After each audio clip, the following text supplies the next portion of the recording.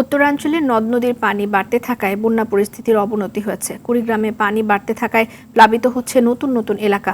এর মধ্যে জেলার ৬০টি ইউনিয়নের প্রায় ২ লাখ মানুষ পানিবন্দী হয়ে পড়েছেন। ডুবে রয়েছে ৬,৫০০ হেক্টর ফসলের ক্ষেত। গাইবান্ধায় ৪ উপজেলার ৫০,০০০ মানুষ পানিবন্দী দিন কাটাচ্ছেন। দুর্গত এলাকায় দেখা দিয়েছে বিশুদ্ধ পানি এবং খাবার সংকট। সিরাজগঞ্জে বন্যা কবলিত হয়ে পড়েছে ৫ উপজেলার ৫,৫০০ পরিবার। টাঙ্গাইলে ৫টি উপজেলার প্রায় ৩০,০০০ মানুষ পানিবন্দী রয়েছেন। আর সড়ক ভেঙে বাঁধ উপচে প্রতিদিনই প্লাবিত হচ্ছে নতুন নতুন এলাকা। জামালপুরের বাহাদুরাবাদ পয়েন্টে যমুনার পানি বিপদসীমার ৮৭ সেন্টিমিটার উপর দিয়ে প্রবাহিত হচ্ছে। এতে পানিবন্দী আছেন লাখের বেশি মানুষ। মৌলভীবাজারে ৫ উপজেলায় পানি দীর্ঘস্থায়ী বন্যায় রূপ নিয়েছে। এতে পানিবন্দী আছেন ৩ লাখের বেশি মানুষ। বন্যা পরিস্থিতির খবর জানাতে টাঙ্গাইল থেকে সরাসরি যোগ দিচ্ছেন সহকর্মী কামাল হোসেন। কামাল, যমুনার পানি বেড়েছে আমরা যতদূর জেনেছি, তো নতুন করে কোন কোন এলাকা প্লাবিত হয়েছে, সেই সাথে পানিবন্দী মানুষ যারা আছেন তাদের কি অবস্থা?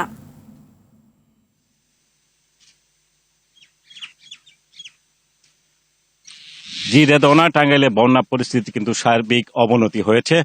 তো নদী তীরবর্তী যে সমস্ত এলাকা রয়েছে, ভুইয়াপুর, গোপালপুর, কালিহাতী, টাঙ্গাইল সদর, নাগরপুর এবং বেলদুয়ার, এই যে এলাকাগুলো রয়েছে, এই এলাকাগুলোর ৩০,০০০ মানুষ কিন্তু ইতিমধ্যে পানিবন্দী হয়ে পড়েছে। আমি এখন যে জায়গাটি রয়েছি, বিস্তীর্ণ এলাকা কিন্তু আমি দেখাচ্ছি যে প্লাবিত হয়েছে। লোকজন যে ঘরবাড়িতে ছিল সেই ঘরবাড়ি কিন্তু প্রায় তলিয়ে গেছে এবং লোকজন সেই ঘরবাড়ি ছেড়ে কিন্তু ইতিমধ্যেই তারা আত্মীয় স্বজনের বাড়ি এবং কেউ কেউ কিন্তু সেই বাঁধের পাশে আশ্রয় নিয়ে তাদের দিন যাপন করছে।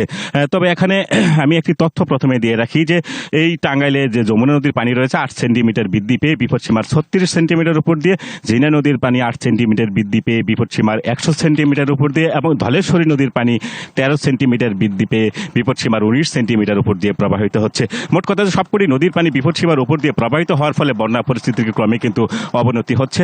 এখানে গতকাল রাতে যেটি হয়েছে, কয়রা এলাকায় একটি বাঁধ ভেঙে বিস্তীর্ণ এলাকা কিন্তু প্লাবিত হচ্ছে এবং প্রতিনিয়ত নিচু নিচু যে সড়ক রয়েছে সেই সড়ক উপচে কিন্তু পানি লোকালয়ে প্রবেশ করছে, মানুষ পানিবন্দী হচ্ছে। এছাড়াও যে বাঁধ কিন্তু অনেক জায়গায় বাঁধ ভেঙে কিন্তু সেই পানি নিচু এলাকায় প্রবেশ করে মানুষজন পানিবন্দী হয়ে পড়ছে।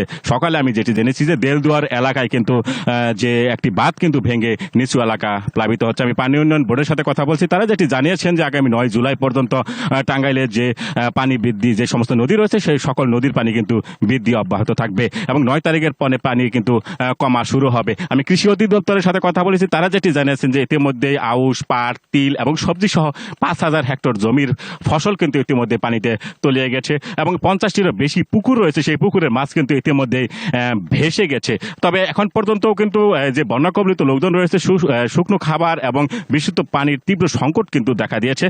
এখন পর্যন্ত কোনো ত্রাণ সামগ্রী কিন্তু টাঙ্গাইলে বিতরণ করা হয়নি। তবে আমি একটি তথ্য এখানে জেনেছি কিছুক্ষণ আগে যে আজকে বিকালের দিকে টাঙ্গাইল ২ আসনের যিনি সংসদ সদস্য হয়েছেন ছোট মনির, তিনি ত্রাণ সামগ্রী বিতরণ করবে বন্যার্তদের মাঝে। তবে সময় যতই গড়াচ্ছে টাঙ্গাইলের বন্যা পরিস্থিতি কিন্তু ততই আমরা বুঝতে পেরেছি। ধন্যবাদ আপনাকে।